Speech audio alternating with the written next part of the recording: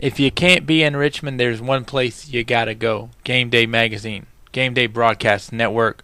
They'll have all 30 games, all the state semis, all the state finals. They'll be there when the teams have their agony of defeat and their tears of joy. Gameday Magazine owner Andy Hayes joined me on the Sports Buffet podcast. He talked a little bit about some of the games coming up this week, as he covered several of them last week at Robinson Secondary School, and he also talks about the benefit of having a Gameday Magazine championship pass this coming week. You can visit them at GamedayMagazine.com. They're all over the place, too, on Facebook and Twitter. The road to glory at GamedayMagazine.com. Here's Andy Hayes to tell us more about the state tournament on the Sports Buffet podcast. If you can't be in Richmond this week, why not? But if you can't and you want to see all the action, only one place to see it, GamedayMagazine.com. We talked to the owner of the operation, Mr. Andy Hayes. Andy, I'll tell you, last year was the first year I had the experience of working with you guys for the whole tournament, and it's so fun, or either I enjoyed being punished so much I'm coming back for a second time. Bob, there's only a few people in this world that can say they're part of the 30 for 30 club. And you, my friend, are one of those people. And I couldn't be more proud that, to honestly call myself a 30 for 30 member with you and have you back for a second year. Now, I don't know if that makes us real smart for sitting in the same seat for 5 straight days for, 12 hours a day, but it is a lot of fun, and we're getting excited for this year's state tournament. Well, there are lots of things I've been accused of, but being smart has never been one of them. But let's kind of get into the meat of the tournament.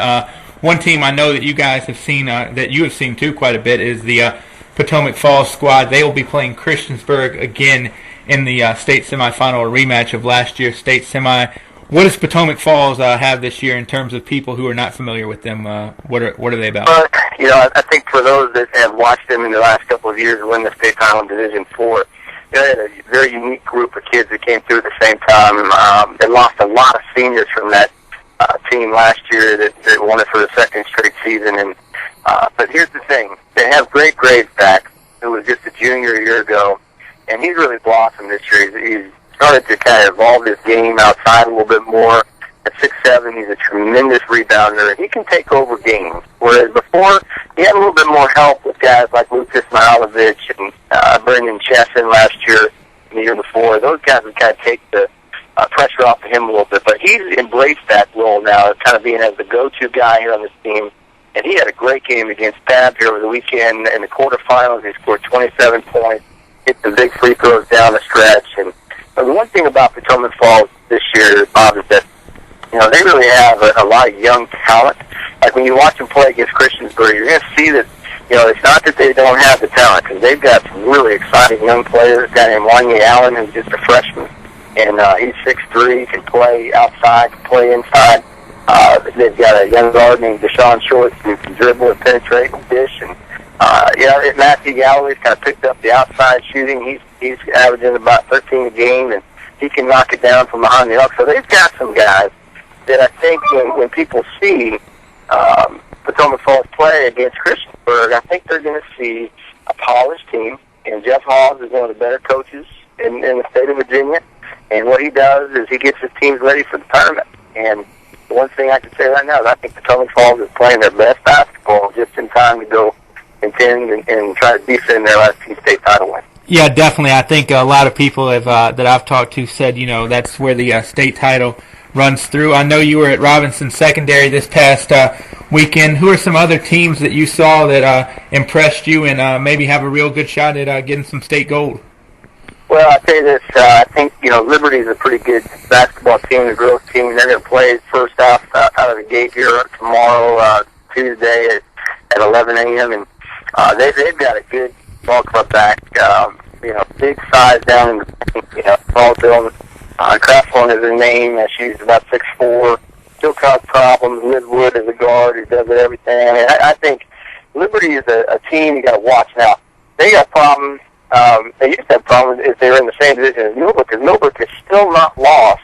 They've got the tying record here, victory this past weekend for the most consecutive wins in the history of the VHSL for girls basketball. And if they win here on Tuesday, at 5 o'clock or 7 o'clock, I think it is, and they will break the record. And so we're up to 70-some wins in a row. Millbrook, Liberty, those two are very polished, well coached, and then you got to throw in Woodgrove, who is in their second year of existence. They're in the Final Four, which is a great accomplishment, and they've got some good ball players as well.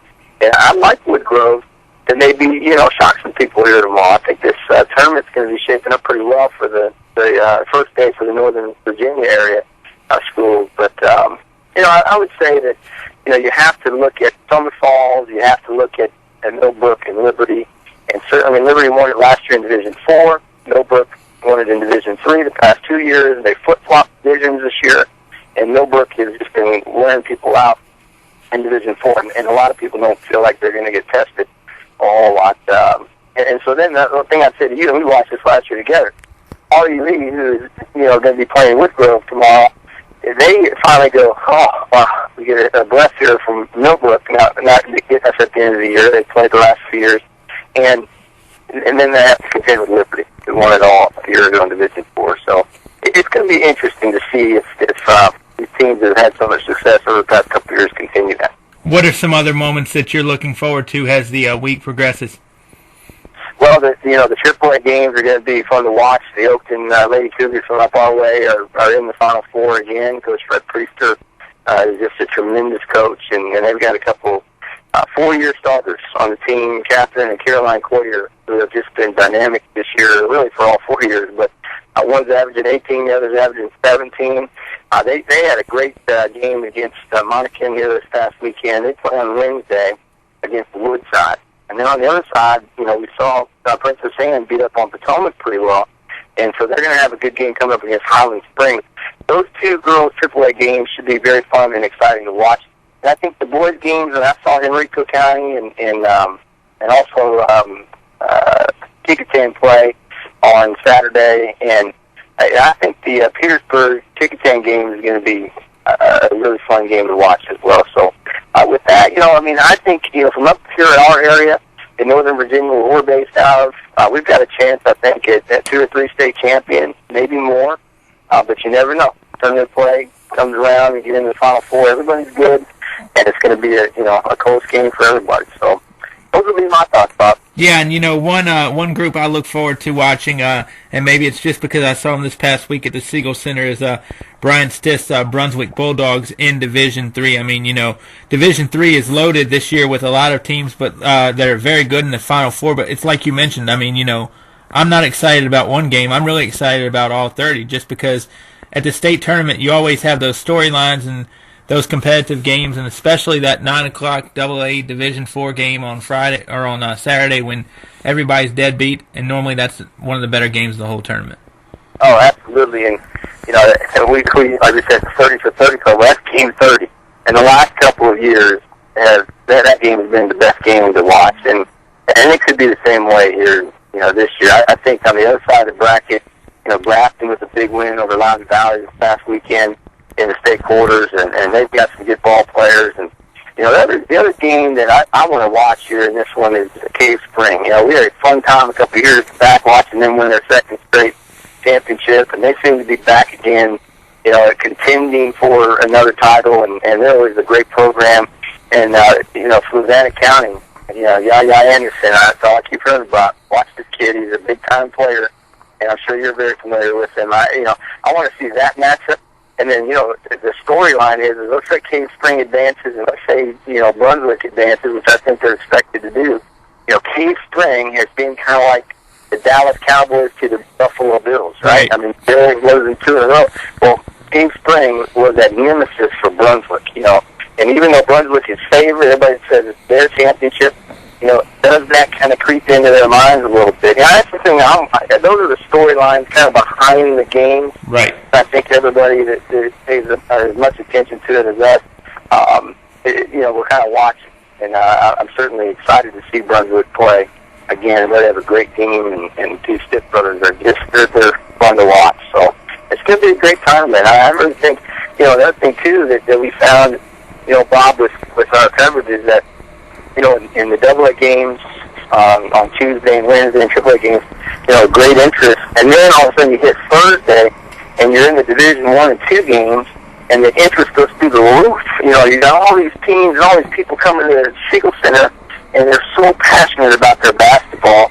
And I know you're familiar with Alta Vista and all their success over the past few years. And Gate City, we've done some football games with them.